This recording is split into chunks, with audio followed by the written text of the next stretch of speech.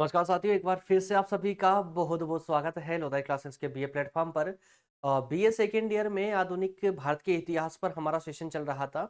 Next topic हम आज discuss करने जा रहे हैं। आज का हमारा सेशन होने जा रहा है गोलमेज सम्मेलन। जैसा कि कल कल वाले सेशन में मैंने आप लोगों को बताया था कि सेशन पूरा कंटिन्यू ही चलेगा, ठीक है ना। तो आज हम बात करने वाले हैं गोलमेज सम्मेलन पर, और गोलमेज सम्मेलनों में भी हम तीनों गोलमेज सम्मेलनों पर आज के सेशन में चर्चा करने का प्रयास करेंगे। दोस्तों, थोड़ा सा स्वास्थ्य ठीक ना होने के कारण तो प्रॉपर वॉइस नहीं निकल पाएगी, तो थोड़ा सा एडजस्ट कर लीजिएगा, ठीक है ना। चलिए, क्योंकि छुट्टी होने से बेहतर है, कल भी एक्चुअल में छुट्टी हो चुकी थी, तो नहीं चाहता कि गेप हो और ज़्यादा। वैसे भी सेशन बहुत लेट हो रहे हैं आप लोगों के। तो शुरू करते हैं। गोलमेज सम्मेलन लेक्चर नंबर 42 होने जा रहा है आज। इससे पहले 41 लेक्चर हमारे हो चुके हैं। इस सब के अलावा नए छात्र हैं तो आप लोग एक बार प्लेलिस्ट को जरूर विजिट कर लीजिएगा, चाहे आप बीए फर्स्ट ईयर में हो, सेकंड में हो या थर्ड ईयर में हो। आपकी आवश्यकता के अनुसार सभी सब्जेक्ट आपको यहाँ देखने को मिल जाएंगे। इसके अलावा प्रज्ञान हिंदी प्लेटफॉर्म यूट्यूब पर एक नया चैनल बना दिया गया है प्रज्ञान हिंदी के नाम से, जहां पर कॉम्पिटेटिव एग्जाम की तैयारी करवाई जा रही है। यदि आपने अभी तक प्रज्ञान हिंदी को विजिट नहीं किया है तो एक बार विजिट जरूर कीजिएगा, है ना।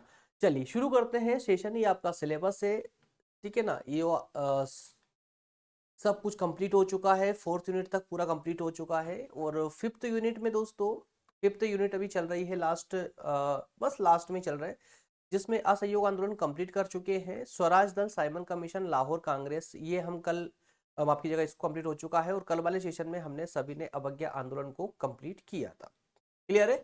गोलमेज सम्मेलन आज हम कवर करने वाले हैं। इसके बाद में गिने चुने 4-5 टॉपिक और बचेंगे आप लोगों के, इसी प्रकार से उनको भी जल्दी कवर कर लेंगे। तो चलिए शुरू करते हैं और आते हैं अपने टेबल ऑफ कंटेंट पर। टेबल ऑफ कंटेंट में क्या क्या डिस्कस करने वाले हैं, ये सारी जानकारी जो है आपको एक ही पेज में देखने को मिल जाती है।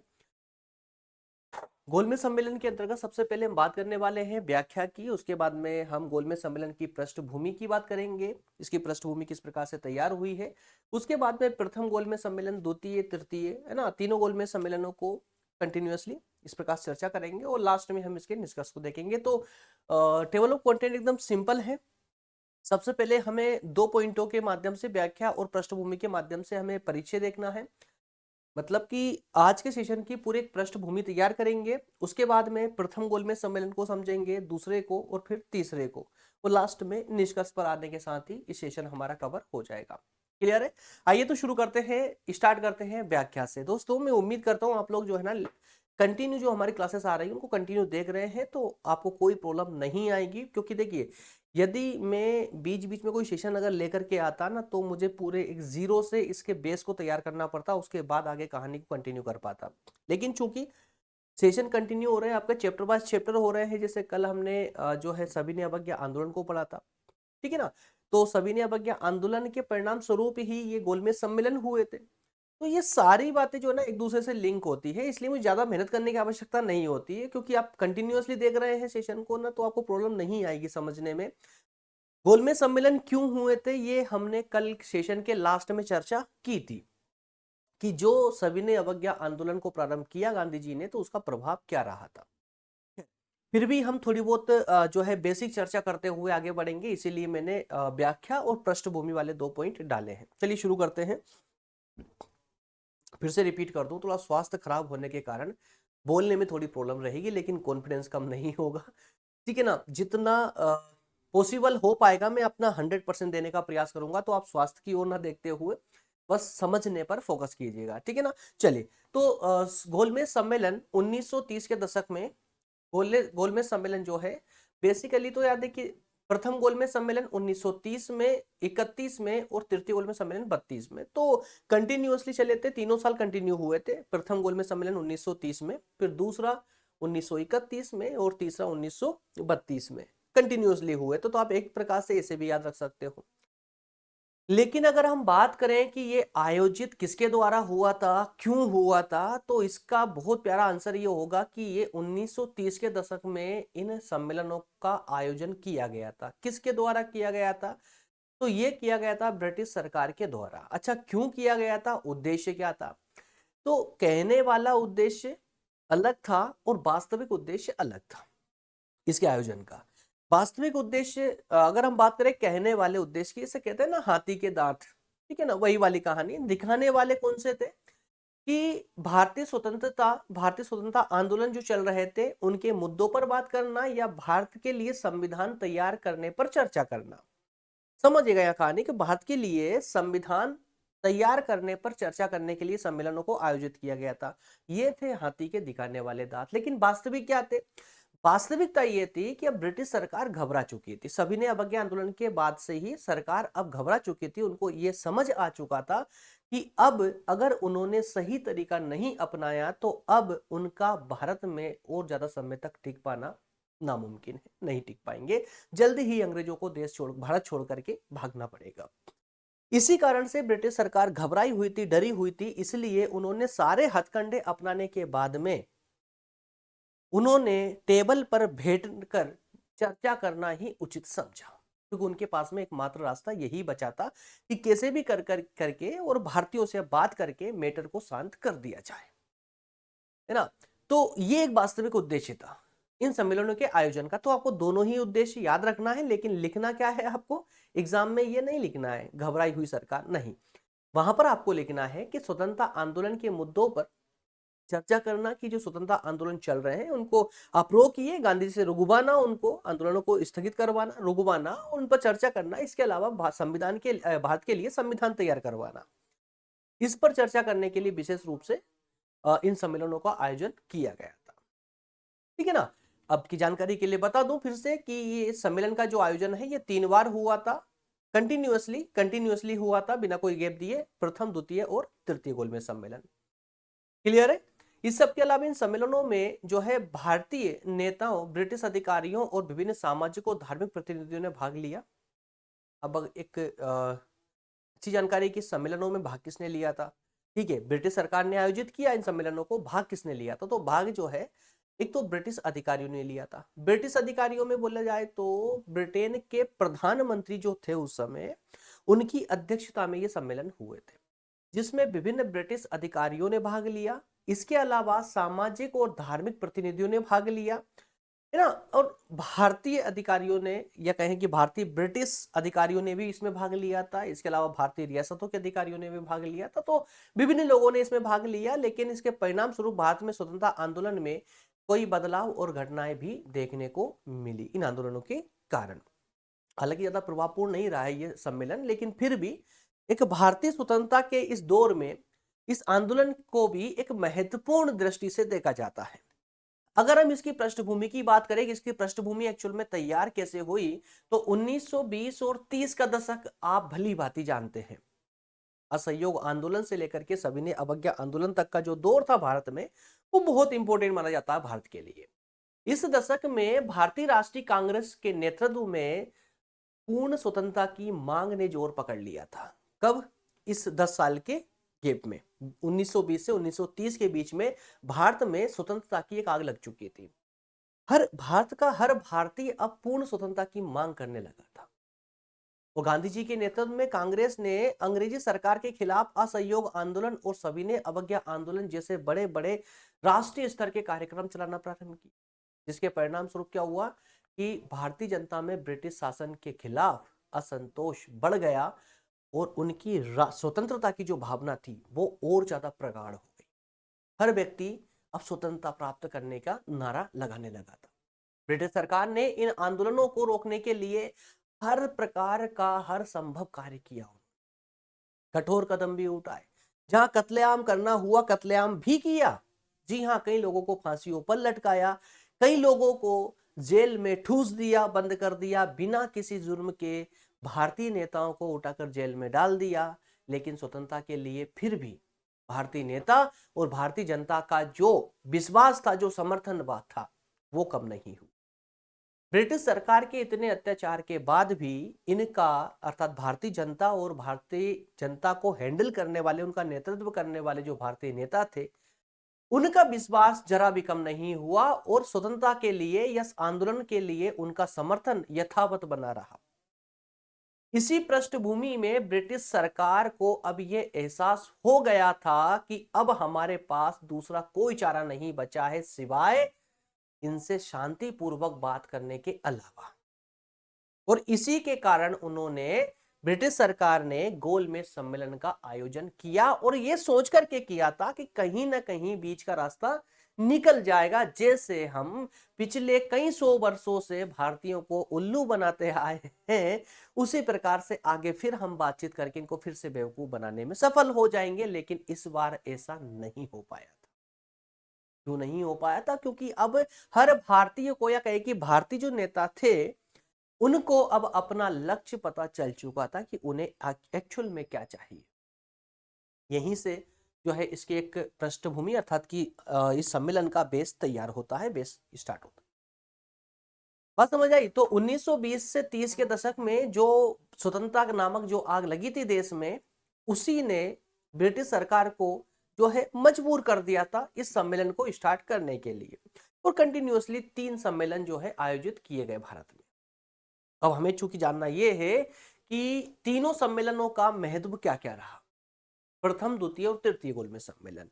दोस्तों मैं एक बात यहां पर कहूंगा, कई बार कॉम्पिटिटिव एग्जाम में आप लोगों से पूछ लिया गया है कि बी आर अंबेडकर साहब ने कौन से गोलमेज सम्मेलन में भाग लिया था। ऑप्शन में दे दिया जाता है आपको प्रथम में, द्वितीय में, तृतीय में या तीनों में।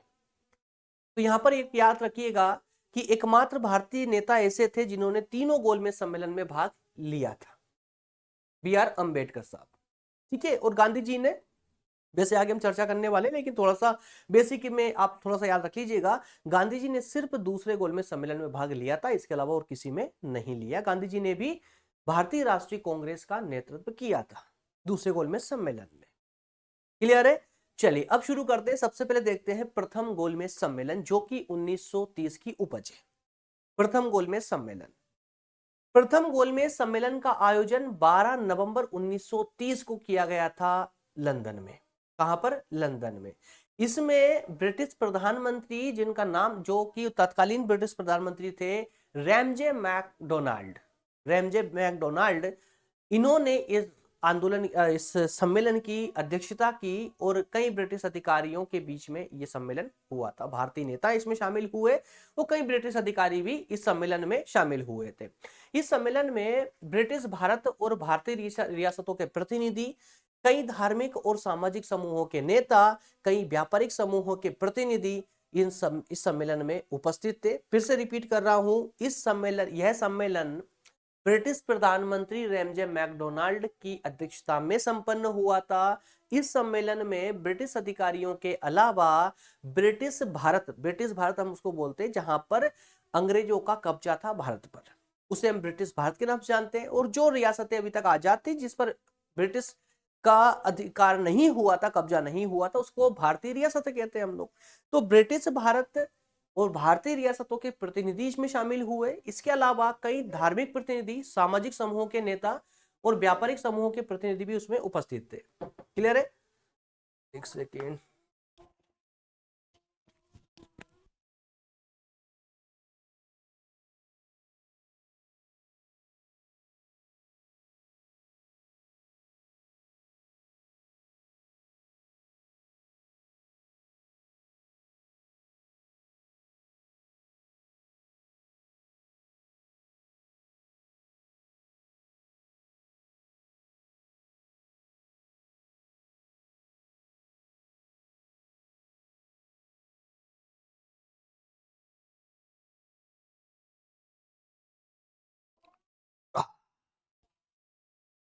सॉरी। ओके फ्रेंड्स,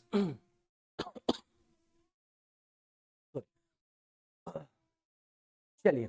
तो इस सम्मेलन में जो है ब्रिटिश भारत के अलावा भारतीय रियासतों के प्रतिनिधियों ने भाग लिया, कई धार्मिक और सामाजिक समूहों के नेताओं ने भाग लिया, कई व्यापारिक समूहों के प्रतिनिधियों ने भी इसमें भाग लिया था। जबकि याद रखिएगा आप लोग कि भारतीय राष्ट्रीय कांग्रेस ने इस सम्मेलन का बहिष्कार किया था, इस सम्मेलन का बहिष्कार किया था। इसमें कुल मिलाकर के भारतीय राष्ट्रीय कांग्रेस ने भाग नहीं लिया था। क्लियर है? चलिए, ध्यान रखने वाली बात है ये कि कांग्रेस ने इस सम्मेलन में भाग नहीं लिया, क्योंकि एग्जाम में आप लोगों से इसी प्रकार के प्रश्न पूछे जाते हैं। प्रथम गोलमेज सम्मेलन में मुख्य रूप से इस बात पर चर्चा हुई थी कि भारत में संवैधानिक सुधारों के लिए क्या उपाय किए जा सकते हैं। ये तय हुआ कि भारत में एक संघीय ढांचा तैयार किया जाएगा। आप पहले ध्यान सुन लीजिएगा, फिर इसका मैं निष्कर्ष निकालता हूं, ठीक है ना। क्या चर्चा हुई इस सम्मेलन में कि संवैधानिक सुधारों के लिए क्या क्या कार्य किए जा सकते हैं, ध्यान दीजिएगा। इसके अलावा फिर तय ये हुआ कि भारत में एक संघीय ढांचा तैयार करें जिसमें ब्रिटिश भारत और भारतीय रियासतें दोनों ही शामिल हो। चलिए ठीक है, आप लोगों ने चर्चा की, डिस्कस कर लिया, सब कुछ हो गया, लेकिन क्या इस प्लान को एग्जीक्यूट करना पॉसिबल था? बिल्कुल नहीं था। जब तक कि कांग्रेस हाँ ना कर दे तब तक पॉसिबल था ही नहीं। और ये बात ब्रिटिश अधिकारी भी अच्छे से जानते थे कि जब तक कांग्रेस हाँ में हाँ नहीं मिलाएगी तब तक हम किसी भी प्लान को इंडिया में एग्जीक्यूट हम नहीं कर सकते। लेकिन फिर भी अनायास ही चर्चा कर रहे थे, बेकार की चर्चा हो रही थी सम्मेलन में और कोई इसका लाभ हुआ नहीं। कांग्रेस की अनुपस्थिति के कारण यह सम्मेलन विफल हो गया, कोई इसका परिणाम नहीं निकला। क्लियर है? चलिए, तो ये हुआ आपका प्रथम गोलमेज सम्मेलन। इस प्रथम गोलमेज सम्मेलन की शुरुआत जो है, अब आपको दिमाग में कैसे याद रखोगे आप लोग, सिंपल वे में अगर मैं आपको बताऊं, सबसे पहले तो इस सम्मेलन की स्टार्टिंग, इसका आयोजन याद कर लीजिए। कहां पर हुआ था? लंदन में। कब हुआ था? 12 नवंबर 1930 को। वैसे देखिए 1930 को पहला, 1931 को दूसरा और 32 को तीसरा, इसमें कोई प्रॉब्लम नहीं है। डेट भी याद रखना है तो 12 नवंबर 1930 को पहला गोलमेज सम्मेलन हुआ लंदन में, ठीक है। अध्यक्षता किसने की थी? रैमजे मैकडोनाल्ड ने अध्यक्षता की थी। कौन कौन शामिल हुए थे? तो ब्रिटिश अधिकारियों के अलावा, वे चूंकि ब्रिटेन में आयोजन किया गया तो ब्रिटिश अधिकारी तो होंगे ही संभवतः। इसके अलावा ब्रिटिश भारत के प्रतिनिधि, भारतीय रियासतों के प्रतिनिधि मतलब राजा महाराजाओं के प्रतिनिधि, इसके अलावा कुछ धार्मिक अधिकारी, धार्मिक नेता थे या कुछ सामाजिक नेता थे। जो सामाजिक नेताओं में जैसे कि अंबेडकर साहब आते थे, वो शामिल हुए। कई व्यापारिक समूह के प्रतिनिधि भी शामिल हुए थे। ये सब लोग बैठे एक गोल टेबल पर और चर्चा करना प्रारंभ कर दिया था। विशेष याद रखने योग्य बात यह है कि इसमें कांग्रेस ने भाग नहीं लिया था। क्यों नहीं लिया था? क्योंकि इन्होंने जो है उस समय गांधी जी जो है जेल में थे कुल मिलाकर के।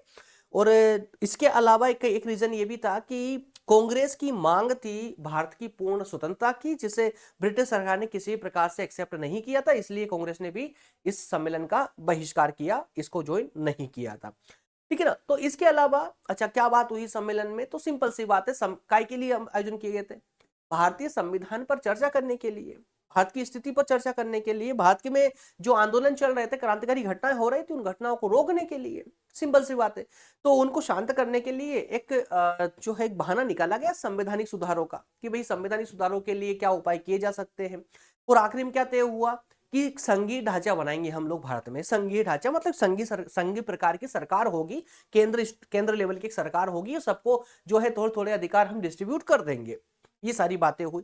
लेकिन ये हर कोई जानता था, इस सम्मेलन में भाग लेने वाले भी, कि ये आंदोलन, माफ कीजिएगा, ये सम्मेलन में जो भी चर्चाएं हो रही है, ये कुछ भी एग्जीक्यूट नहीं हो पाएगा बिना कांग्रेस की उपस्थिति के। तो वही हुआ, कांग्रेस उपस्थित नहीं थी तो कोई ठोस परिणाम इस सम्मेलन का नहीं निकला। That's all.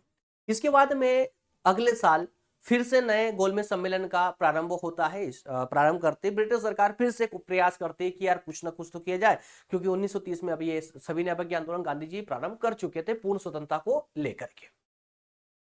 तो बीच में फिर एक गांधी इरविन समझौता हुआ, आप लोगों को पता होगा गांधी इरविन समझौता हुआ, और उसमें तय हुआ था कि गांधी जी ने कहा कि ठीक है, आप बैठक कर लीजिए, हम बैठ के बात कर लेते हैं, और तब तक अगर हमारे उद्देश्यों को फुलफिल कर दिया आपने तो मैं जो है तब तक के लिए जो हमारा सविनय अवज्ञा आंदोलन है उसे मैं अनिश्चित काल, माफ कीजिएगा, कुछ अस्थायी रूप से स्थगित कर देता हूं, रोक देता हूं। ये अस्थायी रूप से, स्थायी रूप से नहीं, अस्थायी रूप से कुछ समय के लिए रोक देता हूं। यदि हमारे उद्देश्य पूरे हो गए, यदि भारतीय नेता संतुष्ट हो गए, तो हम सविनय अवज्ञा आंदोलन को हमेशा के लिए समाप्त कर देंगे।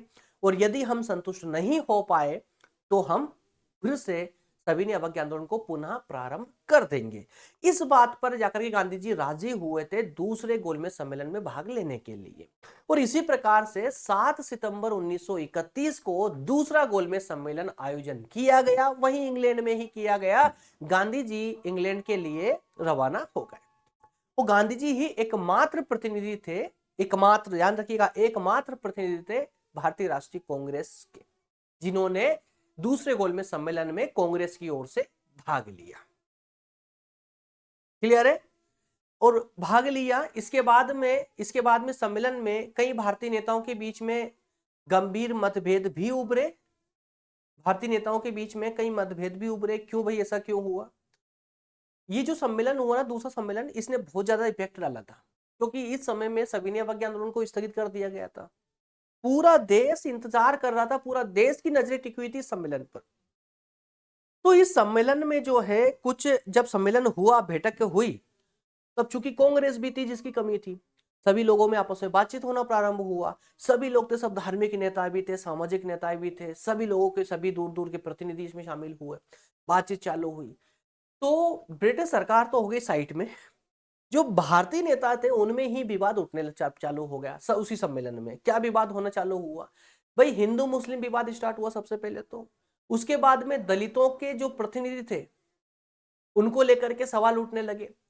इसके अलावा धार्मिक और जाति जो समूह थे भारत में, उनके अधिकारों की मांग को लेकर के समस्याएं खड़ी होने लगी। अंबेडकर साहब दलितों के एक बड़े नेता के रूप में एक पृथक निर्वाचक मंडल की बात कर रहे थे, मांग कर रहे थे, जिसे गांधी जी ये बात कहकर के उसको नकार रहे थे कि यदि आप दलितों के लिए पृथक निर्वाचक मंडल चाहते हो, यदि आप स्वीकार करवाते हो, तो इससे भारतीय समाज में फूट पड़ेगी। लेकिन अंबेडकर साहब दलितों के अधिकारों की सुरक्षा के लिए ये अधिकार चाहते थे। तो इस प्रकार से भारत में जितने भी एक बड़े बड़े नेता थे ना, उन लोगों में फूट पड़ना प्रारंभ हुई, उनके मतभेद उभर कर सामने आने लगे। तो इस गोलमेज सम्मेलन में भी कोई ठोस परिणाम इसी कारण से नहीं निकला था। कांग्रेस और ब्रिटिश सरकार के बीच में भारत को पूर्ण स्वराज देने पर सहमति नहीं बन सकी। कुल मिलाकर देखिए, ये सारे विवादों के बाद भी कांग्रेस की एक ही मांग थी, हमें पूर्ण स्वतंत्रता चाहिए, पूर्ण स्वराज चाहिए। और ब्रिटिश सरकार क्यों देगी भाई पूर्ण स्वराज आपको? सीधी सी बात है, ये पूर्ण स्वराज न देना पड़े, इसीलिए तो ये सब ढिंढोरा पीट रहे थे सम्मेलनों के नाम से ब्रिटिश सरकार। बात समझ रहे हैं ना आप लोगों को? तो आखिरकार दूसरे गोलमेज सम्मेलन का भी कोई परिणाम नहीं निकला। आखिरकार होता है तीसरा गोलमेज सम्मेलन। अब इसमें फिर से गांधी जी गुल, समझ रहे ना, गांधी जी गायब, मतलब भारतीय राष्ट्रीय कांग्रेस गायब। क्यों? क्योंकि इस समय फिर से गांधी जी को जेल में डाल दिया। तीसरा गोलमेज सम्मेलन होता है 17 नवंबर 1932 को। इस बार भारतीय राष्ट्रीय कांग्रेस ने इसमें फिर से भाग नहीं लिया, क्योंकि गांधी जी और जो बड़े बड़े नेता थे कांग्रेस के, वो फिर से जेल में थे। ब्रिटिश सरकार के साथ कोई सहमति नहीं बन सकी। तीसरे गोलमेज सम्मेलन में केवल कुछ ही भारतीय प्रतिनिधि शामिल हुए जो ब्रिटिश सरकार के प्रस्तावों से पूर्णतः सहमत थे। इस सम्मेलन में क्या चर्चा हुई? तो संघीय ढांचे और संवैधानिक सुधारों पर जो पहले गोलमेज सम्मेलन में चर्चा हुई थी ना, वही चर्चा इसमें फिर से हुई। ठीक है, लेकिन भारतीय नेताओं की अनुपस्थिति के कारण यह सम्मेलन भी असफल रहा। इसके बाद ब्रिटिश सरकार ने क्या किया? अब दोनों सम्मेलन असफल रहने के बाद में ब्रिटिश सरकार ने लॉन्च कर दिया भारत सरकार अधिनियम 1935। भारत सरकार अधिनियम 1935। तीनों गोलमेज सम्मेलन हो गए। होने के बाद में सरकार लगा कि यार पूर्ण सहमति किसी भी सम्मेलन में नहीं बन पाई है, तो क्या करें? तो एक काम करते हैं, एक अच्छा सा एक अधिनियम तैयार किया जिससे थोड़े भारतीय भी संतुष्ट हो जाए और जैसे तैसे हमारे सरकार भी, मतलब ब्रिटेन की सरकार भी भारत पर बनी रहे, कब्जा बना रहे। तो उसके लिए भारत सरकार अधिनियम 1935 लेकर के लाए थे अपनी सरकार चलाने के लिए। लेकिन ये बहुत बड़ा आधार बना हमारे लिए, मतलब भारत के लिए बहुत बड़ा आधार बन गया। क्योंकि आज जो हमारा संविधान में जितनी धाराएं हैं, हमारी 395 धाराएं, लगभग 200 से ज्यादा धाराएं हमारी इसी अधिनियम से ली गई है। लेकिन ये मत समझ लीजिए कट कॉपी पेस्ट कर दिया, नहीं, कट कॉपी पेस्ट नहीं किया है। वहां से अधिनियम हमने लिए जरूर है, लेकिन हमने अपनी आवश्यकता के अनुसार उनमें फेरबदल करके और हमने अपने संविधान में उनको स्थान दिया है।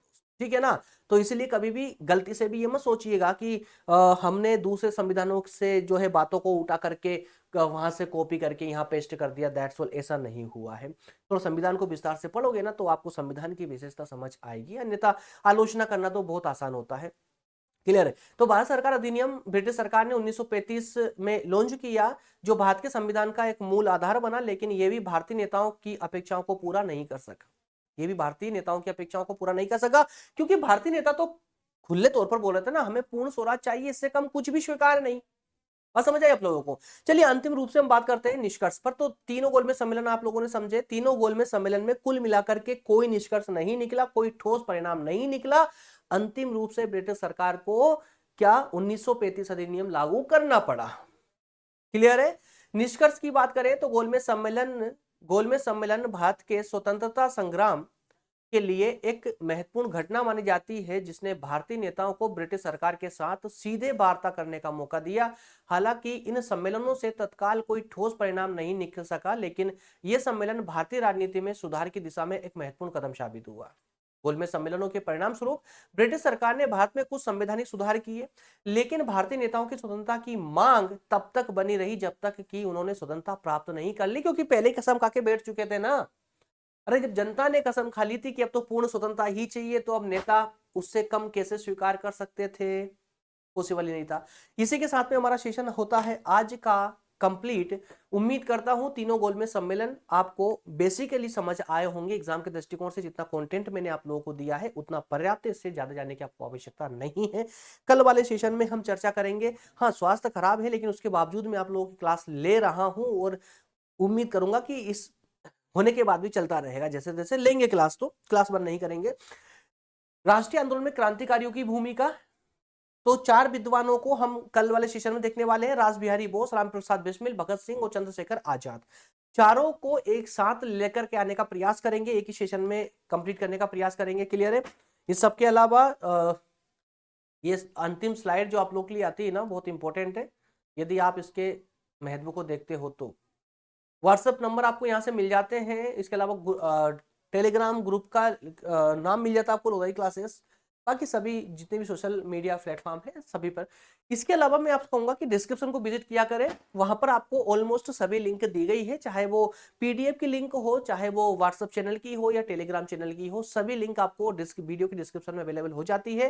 प्ले लिस्ट को जरूर विजिट किया करें, आपके सभी सब्जेक्ट आपको प्ले लिस्ट में ही मिलते हैं। इस सब के अलावा यदि मैं फिर से रिपीट कर दूं, यदि आप किसी भी कॉम्पिटिटिव एग्जाम की तैयारी कर रहे हैं, प्रतियोगी परीक्षा की तैयारी कर रहे हैं और आपने प्रज्ञान हिंदी को विजिट अभी तक नहीं किया है, तो आपको कर लेना चाहिए। क्योंकि अभी नहीं तो 1 साल बाद जब आप उसको कभी जब उसके लेक्चर आपके सामने आएंगे, जब उसको लेक्चर देखोगे तो फिर सोचोगे यार काश ये 1 साल पहले मिल गया होता मुझे। जैसे अभी आपको इस चैनल के बाद वीडियो मिलते हैं बाद में, फिर सोचते हो काश मुझे ये वीडियो फर्स्ट ईयर में मिल गए होते, तो फर्स्ट ईयर भी मस्त होता, सेकेंड ईयर भी और लास्ट ईयर। बात समझ आ रही है आप लोगों को? तो एक बार विजिट कर लीजिए। क्लासेस वहां पर फ्री ऑफ कॉस्ट ही है, कहीं पर कोई चार्जेस नहीं। मेरे किसी प्लेटफॉर्म पर कोई चार्जेस है ही नहीं एक्चुअल में, है ना। मैं नोट्स भी फ्री ऑफ कॉस्ट देता हूं आप लोगों को, लेक्चर भी फ्री ऑफ कॉस्ट देता हूं, चाहे वो लोधारी क्लासेस का बीए प्लेटफॉर्म हो, चाहे वो प्रज्ञान हिंदी का कॉम्पिटिटिव एग्जाम का प्लेटफॉर्म हो। ओके फ्रेंड्स, मिलते हैं नेक्स्ट सेशन में। सेशन अगर आपको अच्छा लगा है तो लाइक कर दीजिए, और यदि चैनल पर नए हैं तो सब्सक्राइब जरूर से कर ले। मिलेंगे अगले सेशन में। बहुत बहुत धन्यवाद। Thank you so much.